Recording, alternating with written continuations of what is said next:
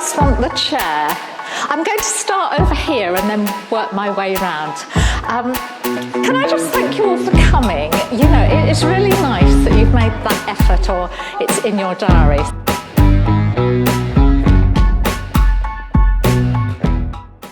Volunteering in the ArtGeo is just, it's a real pleasure because you meet so many people and you have lovely conversations. So I'm very appreciative, of being given this space along with proper, real painters and ceramicists, not just textiles, because you know, textiles is not easy to get into mainstream galleries. They're a little bit nervous of it. They don't know what to do with it. So I'm really pleased to be here. Thank you.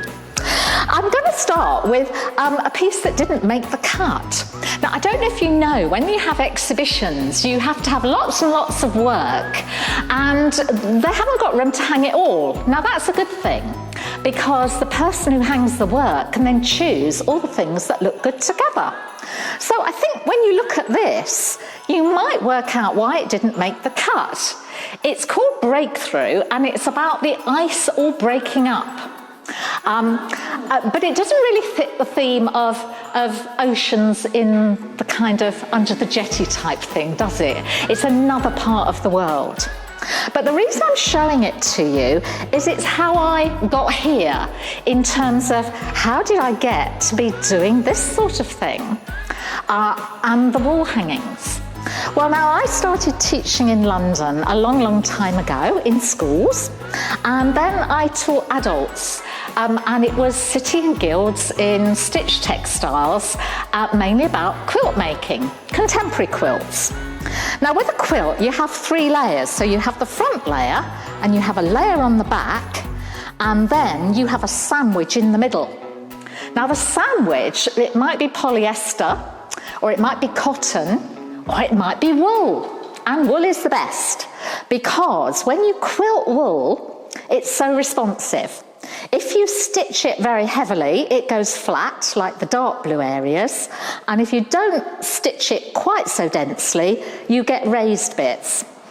So I don't know if you want to have a little look. So we'll start with the quilts. Now this is the first one I made. And when I first came to Australia, to me, it was such an exciting place. The colours I could not believe. And I decided, having made quilts with fabric, that I would try to use the wool and the texture. So on the back, there is some fabric, some sort of tea-dyed fabric, if you like. But this is all about the sandy shores and the lovely beaches and the coastlines that we have here in Australia. The added fabric was done with a machine that ruches the fabric up without using stitch. So it's called an embellisher, but I think really it's a machine, needle stitch machine. And then I've added some sari silks, and these lovely, they look like sequins, but they are in fact shells that were picked up in the Whitsunday Islands, and you'll see some on that quilt as well. And they're just amazing because they're all natural colours, and they've got holes different sizes, so they're really nice.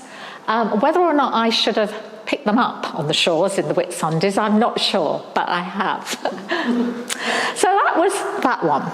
And then we went to this one, which is based on a sand spit in the Whitsundays. And I bought my sketchbook because those were the times when I could actually do a few little drawings, which are really useful when you come to do the work afterwards. So this was sailing in the Whitsundays, and I'm not a terribly good sailor, so if it's a bit rough and bumpy, I'm just kind of looking around to see what might inspire me. So the colour you see here, which I hope is really intense, it's the wool underneath it. And then I've got a painted silk on top, and the back is painted silk as well. So we've got your quilted sandwich and some little beads as well. Now, this one I'm often asked about. Some friends have said to me, why is it upside down? Do you think this is upside down? Why are the trees the wrong way up in the water. Well, I haven't said what brought me here in terms of the fact that I've just got one daughter, and she came to Australia in 2006 as a marine biologist. And her work was based up in Townsville, and it was marine protected areas, and it was all over the little Pacific islands. And some of the islands, the water is rising. You might have heard this in school. The water is rising, and the islands are going to sink. And some of those people, I believe, are now moving to New Zealand and other places because it just won't sustain them. So this quilt is actually made of 3 different techniques. The bottom bit is painted silk. The middle bit is a technique where I've used the wool to gather up the fabric. And I've got some samples here which are at the early stages, and it's the same really as the outfit I'm wearing. You put the wool onto the fabric, and as you felt it, do you want to pass it round? As you felt it, it scrunches it up and it gives it a gorgeous texture. And the top part is a magic wadding that does that as well. So there are 3 different techniques in that one piece. I'll just finish off on the wall hangings and then I'll come to the felt. This one was trying to get the colours of the outback.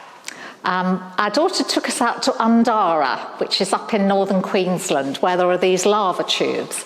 And it was my first experience of driving along dirt roads where you might meet a road train and you've got to go off into the ditch. Now this fabric here is silk sari, and that's been ruched up. And there's wool under here as well, but you can't actually see the wool because there's fabric underneath. And then this is a linen fabric that is just a very clever fabric that is all crinkled when you wash it. So that's got a backing on it as well, which makes it a quilt. And then we've got a couple of pieces over here that are similar techniques. And I think what I've tried to do is not put too much information in them. Teaching quilt making, if you've ever been to a quilt show, sometimes they're absolutely loaded with every technique you can think of. So this one's called Water's Edge, and again I've used the little sequins.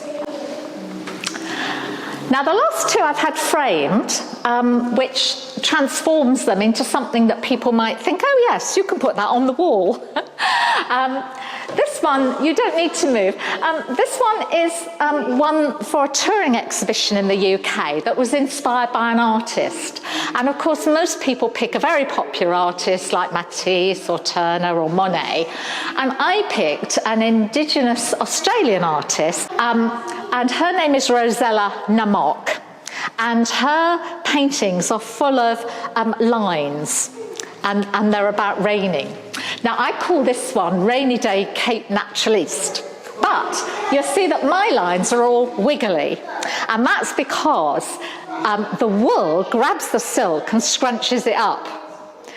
You can't get a straight line with it. So most of what we've seen so far has been made a few years ago, but my latest one, that one, I've called Geograph Bay. And it's based on just looking at the shorelines down near the Sensations Cafe. I don't know if you know that little beach down there. And as you can see, I'm not really aiming for a pictorial image. I'm aiming for something that is a little bit abstract. And to be honest, that's what the wool and silk does. You can't really do it in a terribly painterly way. It will take it and do something unexpected with it. And that's part of the appeal of it, really, that you can't over-control it.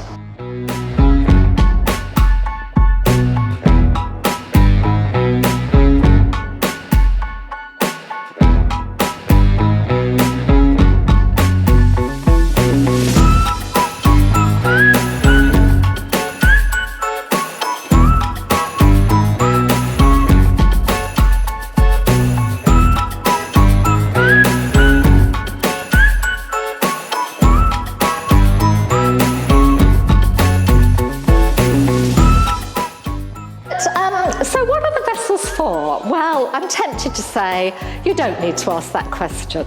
You kind of, I find them compulsive because it's all about the decoration on them.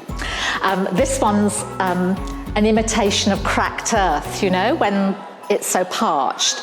And the way you do that is you layer a bit of masking tape in there as a resist, and then lay more wool round it, and then cut down the channels. So I'm interested really in the different ways that you can decorate, and the different shapes you can make. And I will be demonstrating for the rest of the day if you are still around. Well, thank you all for coming. And as I say, I will be felting next door if anybody is interested to stay a bit longer. And thanks for popping over, Matthew. Thank you. Of wool and silk, I've cut a piece off here that I can use to decorate. So I'm just going to squidge that down because I know I've got a lot of soap and water already there. I don't need any more. And I just flip it over. I think you're quite safe there. I'm just thinking of the camera.